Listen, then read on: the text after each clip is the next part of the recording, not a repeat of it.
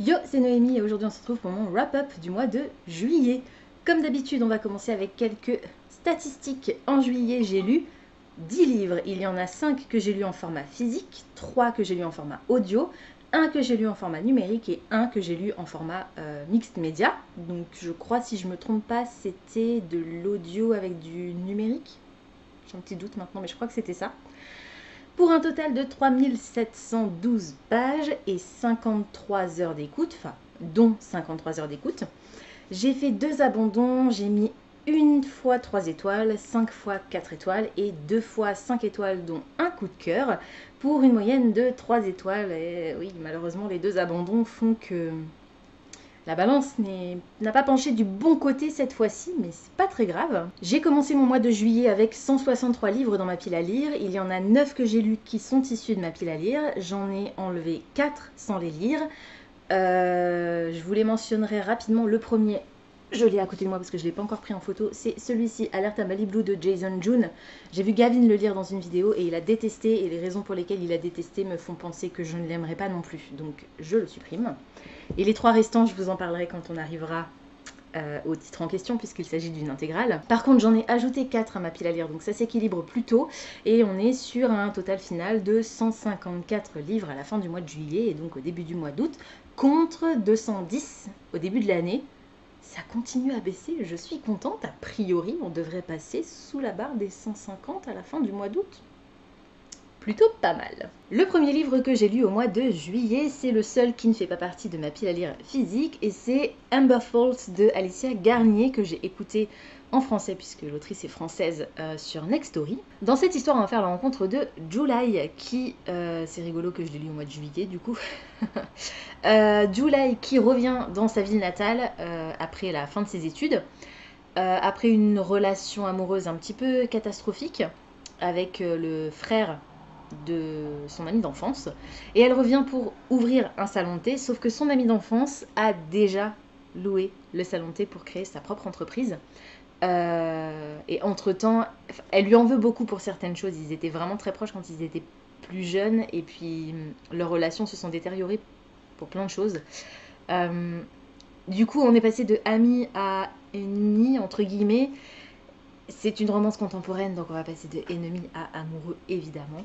On a une histoire de concours de pâtisserie, mais qui est très peu exploitée en réalité.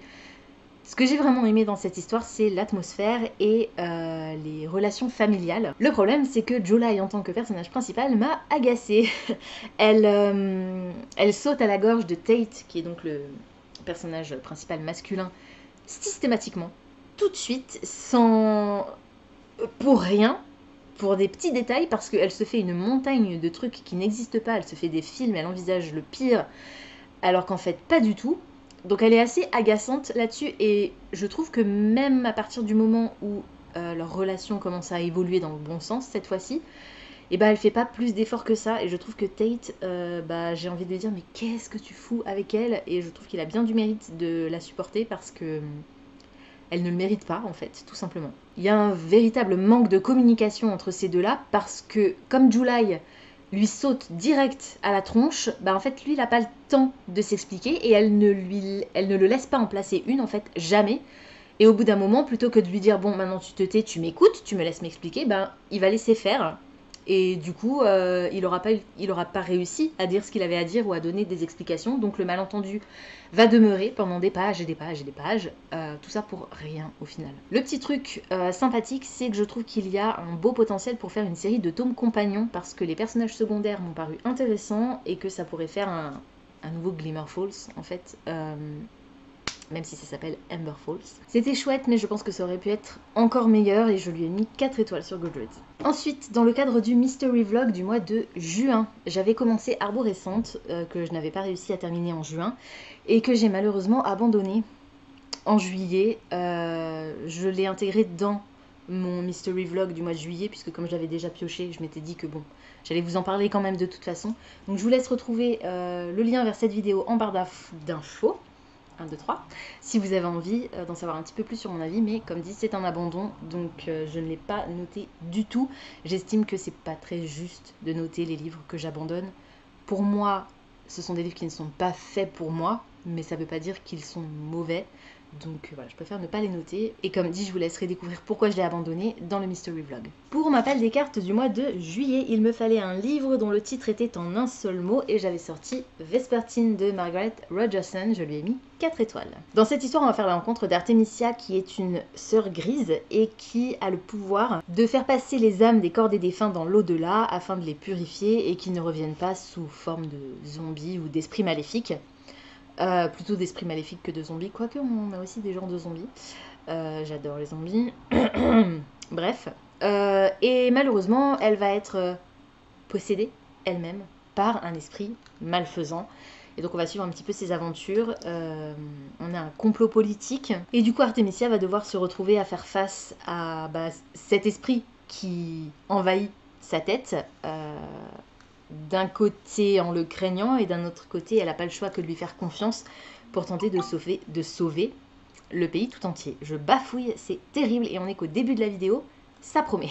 J'ai pas réussi à entrer aussi bien dans cette histoire que dans les précédents romans de l'autrice. J'avais adoré Enchantment of Ravens et Sorcery of Thorns, y compris le Mystery of Thorn Manor qui est la suite. J'ai adoré le personnage de Rathaniel qui est l'esprit malfaisant du coup qui se trouve dans la tête d'Artemisia.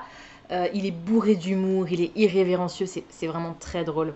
Pensez un peu gentilhomme dans Nevernight de J. Christophe. Voilà, ce type de personnage. J'ai un peu moins aimé Artemisia, même si je la trouve touchante.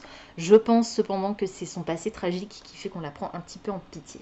J'aurais bien aimé qu'on s'attarde un petit peu plus sur les personnages secondaires qui m'ont paru vraiment ultra sympas. Le style de l'autrice me plaît toujours autant et comme pour Sorcery of Thorns, je pense qu'il y a moyen éventuellement de faire une suite que je lirai avec beaucoup de plaisir parce que même si celui-ci m'a un peu moins plu que les autres, j'ai quand même vraiment aimé l'ambiance et puis surtout ce personnage du démon dans sa tête, c'était très très chouette. Donc 4 étoiles, c'est une bonne note, une très bonne note même. Ensuite, quasiment sur un coup de tête, j'étais chez Cultura et j'ai vu qu'ils avaient enfin sorti Under the Oak Tree.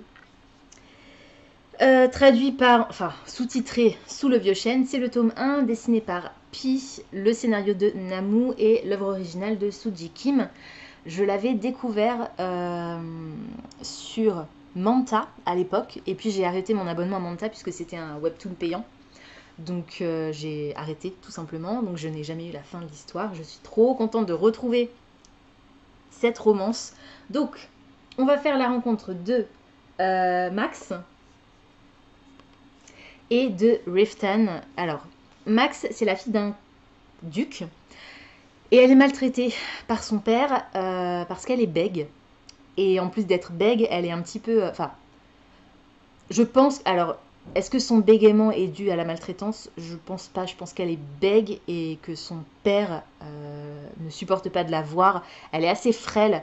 C'est une vraie faiblesse pour lui. Il supporte pas cet enfant. Pour lui, ça peut pas être un de ses enfants. Donc, il la maltraite physiquement et psychologiquement. Je trouve que c'est rafraîchissant d'avoir une héroïne avec un handicap. Parce que au-delà d'être bègue, elle est aussi...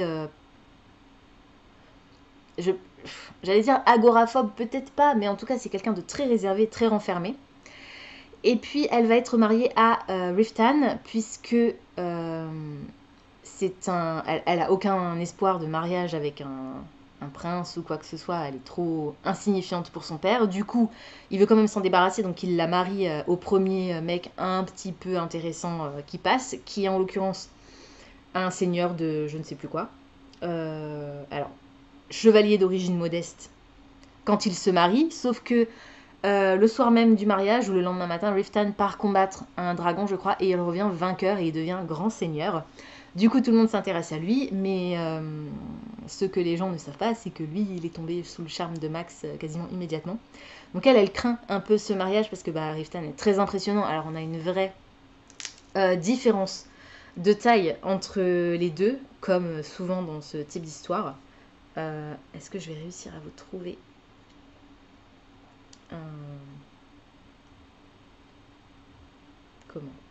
une image qui montre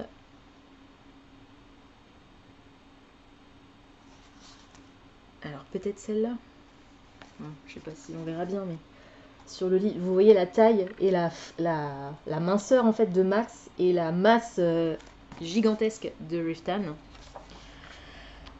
Alors, c'est un manoir, si je dis pas de bêtises, donc tout est en couleur. Je vais essayer de pas trop vous en montrer parce qu'il y a des images interdites aux moins de 18 ans. Hop, moins de 18 ans peut-être pas, mais moins de 16. On est sur une romance historique, c'est de la fantaisie, il y a des créatures, il y a des orques, il y a des gobelins, il y a des loups-garous. On est sur une... du coup je dirais qu'on est sur une romantésie, en fait, puisque la romance est l'élément central de l'histoire, et on a quand même pas mal de fesses. Et je trouve que c'est sublimement dessiné. On va avoir une histoire de magie par la suite, puisque Maxi va... alors c'est Max ou Maxi, ça dépend, c'est Maximilienne en réalité, mais ça dépend de qui la surnomme, va découvrir la magie parce qu'il y a un magicien dans l'équipe dans le personnel de Riftan, et elle va tenter de réveiller un arbre mort, je crois. C'est pas tout de suite, ça va arriver un peu plus tard. Mais ouais, je vous conseille vraiment cette histoire. C'est écrit derrière, hein, pour public averti. Donc soyez avertis. Alors c'est ultra cliché. Max ne sait pas du tout comment se passe un mariage. Elle ne sait pas du tout comment on fait les enfants. C'est touchant mais en même temps très exaspérant. C'est le reflet aussi d'un certain type de littérature, je trouve. Riftan a quand même des épisodes colériques assez impressionnants et qui donnent envie de le secouer un petit peu aussi.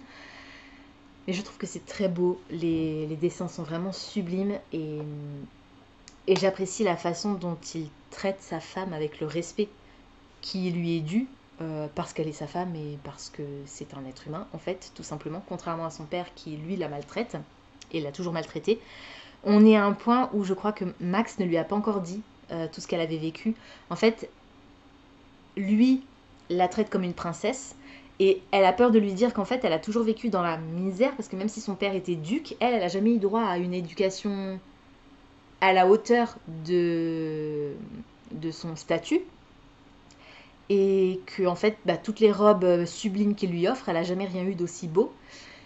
Et lui, il veut pas l'entendre. Et elle, d'un côté, elle veut pas trop lui dire non plus parce qu'elle a peur qu'il la rejette. Si jamais il découvre qu'en fait, c'est une pauvre fille. Alors que c'est pas du tout une pauvre fille. Elle est ultra maligne. Mais bon, comme dit, elle a été opprimée toute sa vie. Donc forcément, elle n'a pas confiance en elle. C'est trop bien. C'est sublime. Par contre, c'est très cher. Je crois que j'ai payé celui-là presque 20 €. Alors, ils sont très beaux, c'est sûr. Hein, mais je ne sais pas encore combien de tomes il y aura. Et ça m'inquiète un peu. Je suis trop contente de retrouver cette histoire. J'ai hâte de récupérer la suite parce que je vais la continuer avec grand plaisir. Je lui ai mis 5 étoiles sur Goodreads. Dans ma palle des cartes, on était tombé sur une case Welcome to Hell qui m'avait obligée à sélectionner un roman par l'année d'édition. Donc je suis allée dans ma pile à lire physique. J'ai regardé toutes les années d'édition de chacun de mes livres. J'ai créé une roue, il me semble, avec toutes les années, et on est tombé sur 2021, donc je devais lire un livre qui a été édité en 2021. Il se trouve que pour mon challenge A Year in Eldia, donc le challenge annuel du Magical Readathon, ma lecture du mois de juillet devait comprendre le mot heal, H-E-A-L, donc soin, soigner, soigneur, ce que vous voulez. Du coup,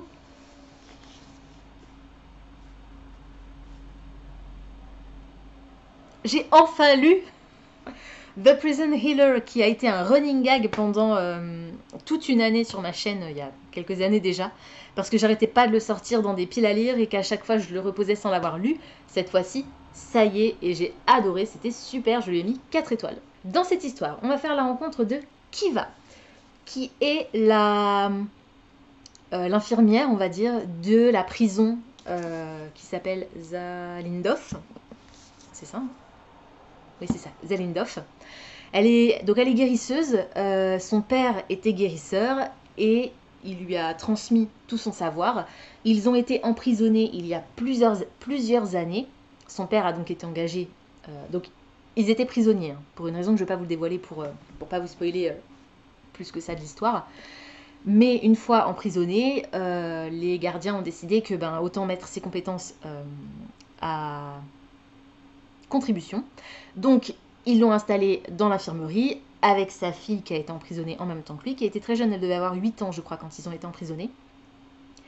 Et quelques années plus tard, il est décédé, non sans avoir transmis tout son savoir-faire à sa fille, qui est devenue elle-même la guérisseuse de la prison, The Prison Healer. Voilà. Donc, on va faire la rencontre de Kiva, alors qu'elle est en train de travailler dans son infirmerie. C'est elle qui est chargée d'accueillir les nouveaux prisonniers parce qu'elle doit les marquer. Alors, je crois qu'elle grave quelque chose dans leurs mains. Et un beau jour, il y a un trio de nouveaux prisonniers qui vont débarquer. Il y en a un des trois qui est déjà mort, le deuxième est en très mauvais point, et le troisième... Non, ils sont deux à être déjà morts, et le troisième est en très mauvais point. Mais... oui, c'est ça. Je suis fatiguée. Elle va quand même réussir à le remettre sur pied, et puis il va y avoir une amitié qui va naître, voilà. Elle reçoit régulièrement, non pas régulièrement, elle reçoit de temps en temps des petits messages cachés, codés, de sa famille qui est encore à l'extérieur, et tout ce qu'elle espère, c'est pouvoir un jour s'échapper. Que sa famille, qui fait partie de la rébellion contre le roi et la famille royale, réussisse à envahir la prison pour venir la chercher et qu'elle puisse s'enfuir. Elle est très maltraitée parce qu'il y a très peu de femmes dans cette prison en réalité, et du coup, les gardes et les autres prisonniers sont des porcs. Et un beau jour, donc il y a cette histoire des trois prisonniers, dont un avec lequel elle va se rapprocher, et puis il y a une femme, une jeune femme,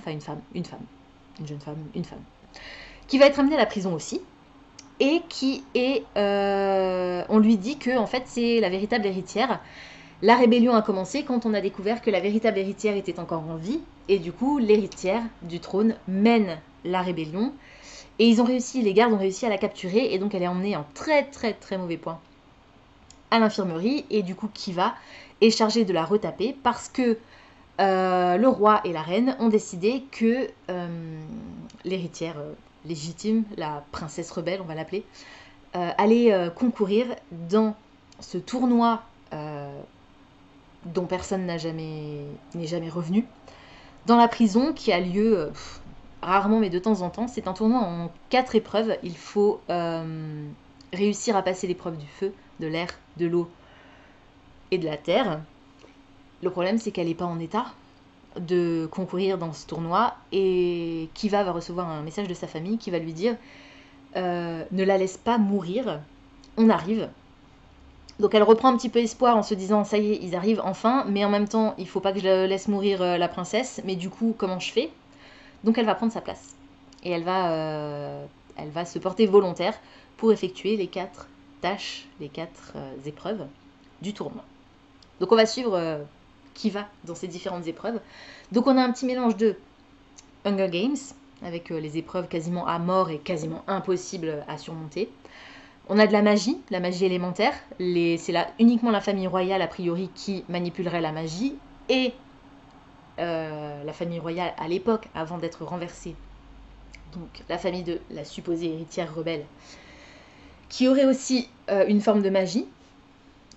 Et voilà, en gros, je vais pas forcément vous en dire plus, c'est déjà pas mal pour un résumé. J'ai adoré, c'était trop chouette. J'ai vraiment beaucoup aimé Kiva, et le fait que certains de ses choix soient discutables. Ce n'est pas une héroïne 100% héroïque, c'est pas un personnage manichéen. Elle essaye de faire au mieux, mais parfois c'est pas possible. Donc elle fait au moins pire. Et notamment le choix d'être devenue la guérisseuse de la prison, c'était un peu faire pour le moins pire, parce qu'elle n'avait pas envie de mourir. Donc elle a été obligée de se mettre au service de ses ennemis, ceux qui l'ont emprisonnée. Donc elle est... Non seulement elle est harcelée parce que c'est une femme, mais elle est en plus harcelée parce que elle travaille pour les geôliers de la prison. Donc elle est très très très très très mal considérée dans cet établissement. Le petit truc que j'aurais à lui reprocher, c'est que tout est assez prévisible. Je me suis attendue à quasiment tout ce qui se passait, sauf peut-être à la toute fin, où j'ai été très surprise. Et quand je vous dis à la toute fin, c'est vraiment genre... je vais pas vous montrer pour pas vous spoiler, mais ça c'est la dernière page. Il y a 1, 2, 3, 4, 5, 6 lignes sur cette page. Là où ça m'a surprise, c'est la page juste avant. Donc vraiment, à la toute fin, j'ai été surprise, agréablement surprise. Et je suis très curieuse de lire la suite parce qu'on va changer de décor. Et je pense que ça peut être très sympa. Donc j'espère que je réussirai à sortir la suite bientôt de ma pile à lire et qu'on va pas renouveler le running gag d'il y a quelques années où je le sortais sans jamais le lire. Mais c'était vraiment chouette. Ils ont été traduits, je crois, chez Rajo. Donc si vous avez envie de le lire en français, c'est possible. Et je crois que le tome 3 est déjà disponible également. Donc la série est complète. Ensuite, j'ai lu mon coup de cœur du mois de juillet. Mais je ne vais pas vous en parler dans cette vidéo parce que je l'ai lu dans le cadre du Mystery Vlog. C'est Plein ciel de Siècle Vaelban. Je vous invite à découvrir mon avis sur ce livre dans cette vidéo. Lisez-le, c'était génial.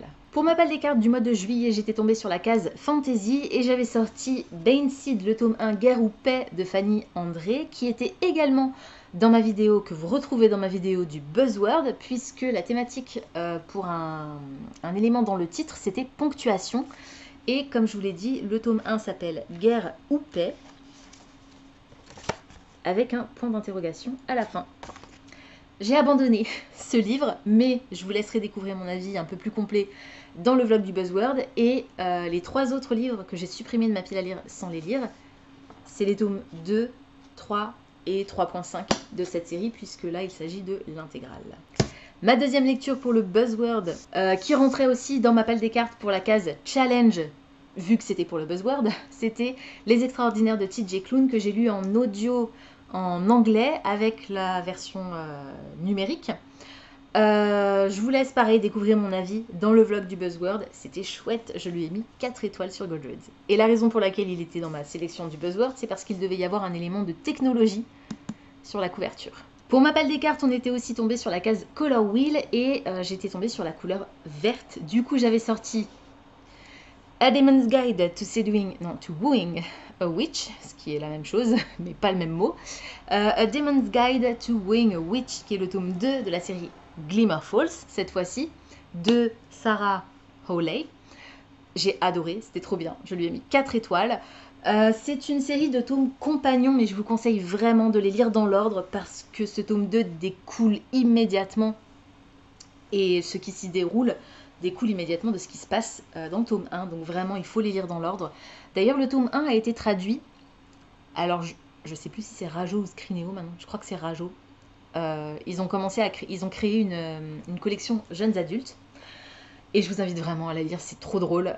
Dans cette histoire, donc, on va suivre Caladia, qui est la meilleure amie de l'héroïne du tome 1, et Astaroth, qui est le supérieur hiérarchique du personnage masculin dans le tome 1. On est sur un tome 2 où on va avoir donc une sorcière et un démon. Et je ne vais pas pouvoir vous dire grand chose parce que je ne veux pas vous spoiler la fin du tome 1. On est sur un Enemies to Lovers. J'avais énormément de mal à envisager comment l'autrice allait pouvoir faire en sorte que ces deux personnages s'apprécient vu la manière dont ils se rencontrent dans le tome 1. Et en fait, elle a choisi, je ne vais pas dire l'élément de facilité, mais je pense qu'elle a choisi la seule manière de faire qu'il pouvait y avoir une rédemption pour ces deux personnages. Et j'ai vraiment passé un super moment. C'est bourré d'humour. J'adore toujours autant l'atmosphère et les décors, même si on sort beaucoup plus de Glimmer Falls. Caladia est victime d'une mère tyrannique et plus d'une fois j'ai serré les dents, serré les poings et levé les yeux au ciel en me demandant mais à quel moment elle va enfin lui claquer la porte au nez. Je vous dirai pas si elle le fait ou pas. J'ai énormément aimé l'évolution globalement de ces personnages, donc je vous invite vraiment à découvrir cette série. On est sur de la fantasy romance. Je vais pas dire cosy parce que là encore il y a quand même pas mal d'enjeux importants. Ah oui, je dis là encore parce que juste avant je vous ai tourné un autre bout de vidéo que vous verrez la semaine prochaine. Mais je vous en ai pas parlé dans cette vidéo, mais parce que je viens de finir un autre livre et pareil, c'est pas de la cozy fantasy mais on y est presque.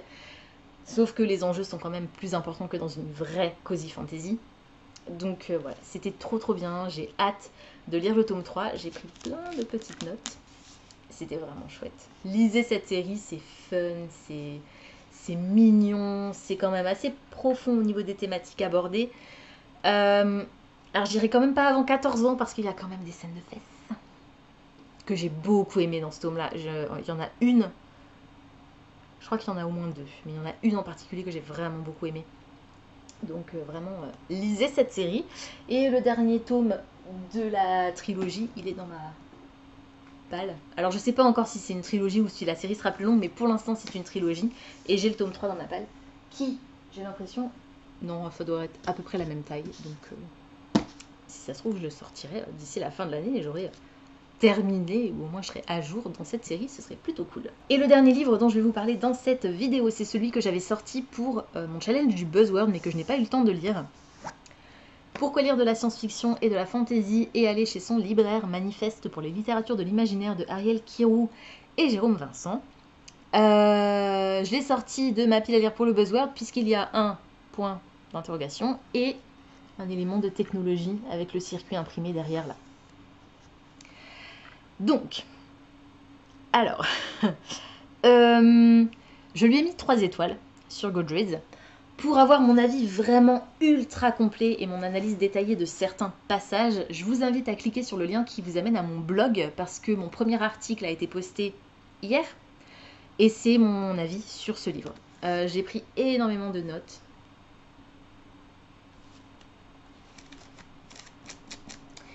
Je dis énormément de choses, mais je vais essayer de vous la faire courte. Alors, j'ai aimé le propos. Je regrette un petit peu que ce soit pas suffisamment accessible. Je trouve que la forme, le style de langage est un peu trop élaboré et les concepts sont un peu trop compliqués pour quelqu'un qui n'est pas familier de la SFFF, science-fiction, fantasy, fantastique. Alors que ça s'appelle Pourquoi lire de la science-fiction et de la fantasy, je m'attendais du coup à ce que ça s'adresse à tout le monde et que ce soit un ouvrage qui permette de convaincre ceux qui n'en lisent pas d'en lire. En réalité, c'est surtout pour confirmer à ceux qui en lisent déjà qu'il faut en lire. Donc, je suis un peu déçue sur ce côté-là. Au-delà de ça, je trouve qu'il y a quelques répétitions dans les idées générales. Je trouve qu'il y a certaines petites réflexions qui sont maladroites. Certaines plus que d'autres, notamment concernant une certaine autrice. Par contre, je trouve que le nombre de références bibliographiques est extraordinaire et je trouve qu'ils ont bien joué le coup de la parité. On a à peu près autant de femmes que d'hommes qui sont cités. Idem pour les entretiens, même si au début ils précisent qu'ils n'ont pas réussi à atteindre la parité absolue. Je trouve que c'est plutôt équilibré. De manière générale, il y a moins de femmes qui écrivent de la SFFF que d'hommes à l'heure actuelle.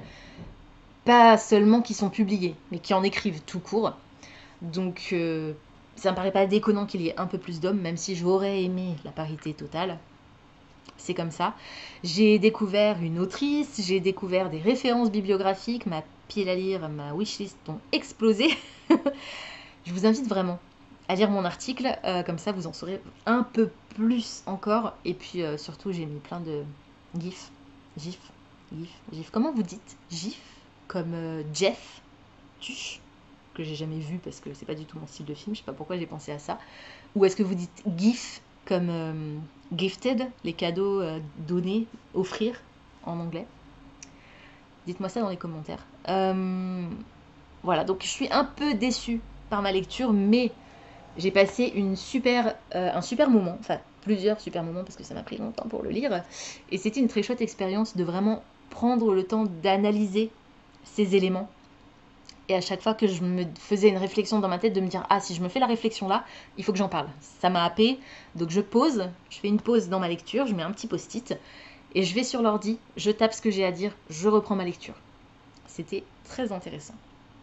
Donc je vous invite quand même à le découvrir, surtout si vous êtes déjà friand ou friande de SFFF.